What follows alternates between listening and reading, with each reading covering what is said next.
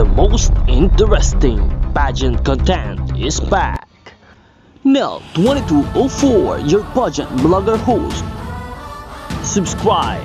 Magandang araw Pilipinas and good day pageant lovers! Isa sa mga kandidatang tiyak na magpapahirap sa mga front runners ngayong taon sa Miss Universe Philippines 2026 ay walang iba kundi ang pambato ng Sultan Kudarat na si Jen Rose Gomez Javier.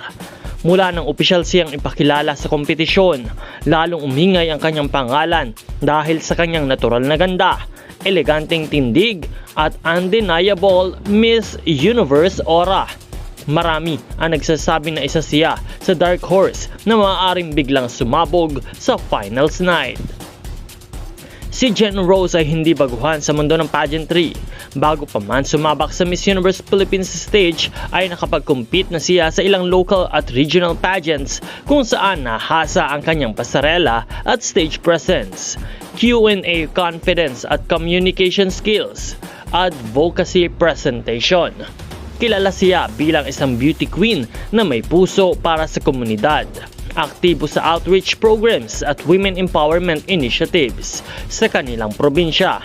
Ang kanyang advocacy ay nakatuon sa kababaihan at sa youth development, isang mahalagang aspeto sa modernong pageantry. Malakas ang face value ni Miss Sultan Kudarat sa camera at ang kanyang camera appeal. May natural na elegance at commanding aura, consistent sa branding at image, may depth at substance sa interviews. Habang papalapit ang coronation night ay mas lalo pa siyang nakikilala at dumarami ang supporters online.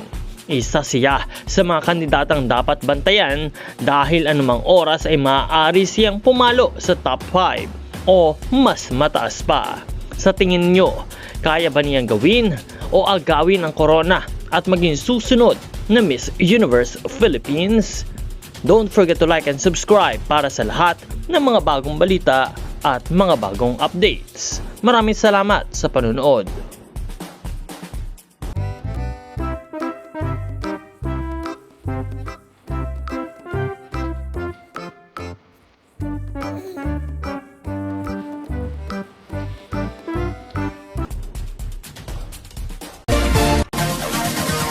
Support your favorite candidates and leave a comment.